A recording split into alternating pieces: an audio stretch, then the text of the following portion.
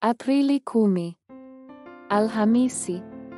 Mwaka wa 2025. Urejesho wa uchumi wa nuru wa Korintho wa pili 8:2.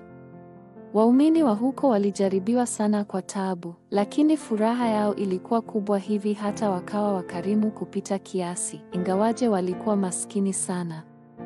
Agano kuhusu uchumi wa nuru linakuwa mnara kwa ajili yenu, ninyi remnant. Kisha utapata nguvu ya kushawishi na kusongesha uchumi wa nuru. Hebu tuangalie jinsi unaweza kurejesha uchumi wa nuru leo. Kwanza, sadaka unayomtolea Mungu ni mwanzo wa uchumi wa nuru. Hukuumbwa kuhangaika kifedha. Ni lazima uwe mtu anayepokea mambo ya Mungu na baraka zake.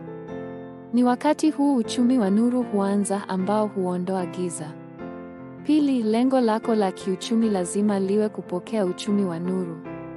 Isaka alipanda mazao na Mungu akambariki kwa mavuno mara 100 zaidi ya yale aliyokuwa amepanda. Alipochimba visima, alipata chanzo cha chemchemi. Uchumi wa nuru utafufuliwa kupitia mtu mmoja ambaye anapokea aina hii ya baraka. Tatu, uinjilisti na umisheni husababisha uchumi wa nuru katika siku zijazo. Mungu alimtuma Yusufu kama mtumwa na kumkuza kama waziri mkuu. Musa alitumwa kama mtoto mlezi na baadaye akawa kiongozi aliyeathiri ulimwengu. Ili kuyaokoa mataifa 237 na makabila 5,000, mtasimama mbele ya wafalme kama wale remnant 7. Badala ya mipango yako binafsi au mahesabu, angalia mambo ya Mungu, kama vile remnant kutoka katika Biblia walivyofanya.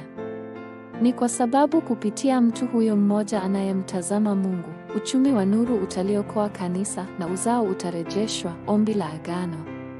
Mungu Baba, na uinuliwe mnara wa batizani ya nuru. Tafadhali rejesha uchumi wa nuru na matokeo yake, kanisa na uzao waokolewe. Katika jina la Yesu Kristo ninaomba. Amen.